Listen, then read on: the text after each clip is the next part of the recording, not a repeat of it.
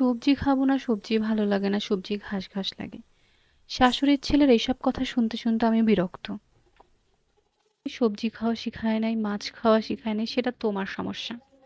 আর সবজি খাবো না, মাছ খাবো না, এইসব ঢং পং বাবু তুমি তোমার মার সামনে গিয়ে করো, আমার সামনে করো না।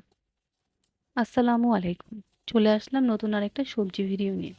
আজকে রান্না করব চিচিঙ্গা, আলু আর গুঁড়ো চিংড়ি দিয়ে একটা তরকারি।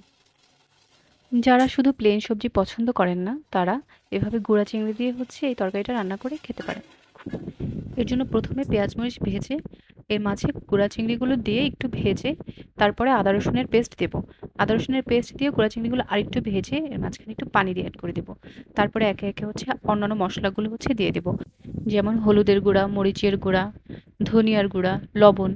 এগুলো দিয়ে তারপরে মশলাগুলো আমি ভালো মতো কষিয়ে নেব। যতক্ষণ মশলা থেকে তেল না ছেড়ে দেয় ততক্ষণ পর্যন্ত মশলাগুলো কষাতে হবে। মশলা যত ভালো মতো কষানো হবে তরকারিটা কিন্তু খেতে তত বেশি মজা হবে। এটা সব তরকারির ক্ষেত্রে কিন্তু একই। মশলা কষানো না হলে কিন্তু তরকারি খেতে মজা হয় না। তাই ভালো মতো মশলা কষানোটা খুবই দরকার। অনেকে বলে তরকারি থেকে মশলার কাঁচা গন্ধ আসে। তাদেরকে বলি, মশলা কষানো না হলেই এমন কাঁচা গন্ধ আসে। তাই মশলাটা ভালো মতো কষিয়ে নিতে। দেখুন মশলা থেকে তেল ছেড়ে দিয়েছে। এখন আমি তরকারিগুলো দিয়ে দিব। তরকারিগুলো দিয়ে তারপরে ভালো মতো তরকারিগুলো মশলার সাথে মিশিয়ে নেব। ভালো মতো মেশানো হয়ে গেলে এখন তরকারিগুলো একটু ঢাকা দিয়ে দেব 5 মিনিটের জন্য।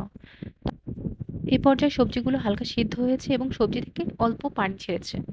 এরপরে সবজিগুলো আরেকটু ভালো মতো মিশিয়ে নাড়াচাড়া করে তারপরে এতে অল্প পরিমাণে পানি দিব। পানি দেওয়ার পরে সবজিগুলো আবার ঢেকে দেব। ঢেকে পুরোপুরি সিদ্ধ করে নেব। দেখুন সবজিগুলো সেদ্ধ হয়ে গেছে, কিন্তু পানির পরিমাণটা একটু বেশি রয়ে গেছে। এই পানিটা একটু টানিয়ে সবজিটা মাখা মাখা করে নেব। আমার কাছে এই মাখা মাখা সবজিটাই ভালো লাগে, কিন্তু আপনারা যে যার পছন্দ অনুযায়ী ঝোলটা রেখে নিতে পারেন। আর অবশ্যই ভাবে একদিন রান্না করে খেয়ে দেখবেন। খেতে কিন্তু খুব দারুণ লাগে। আর কমেন্টে অবশ্যই জানাবেন কেমন হয়েছে। ধন্যবাদ।